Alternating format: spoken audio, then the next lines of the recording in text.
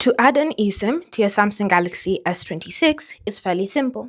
Just need to go ahead and open up the Settings app, select Connections, and tap on SIM Manager.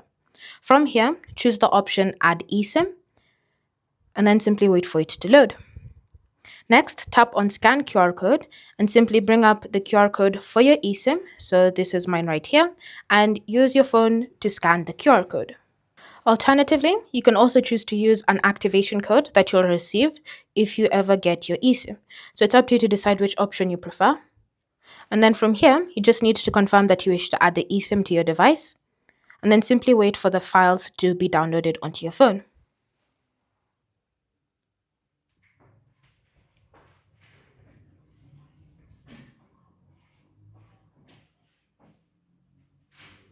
And then simply enter in the SIM card PIN to verify. And once you've done that, your eSIM will be successfully added to your Samsung Galaxy S26.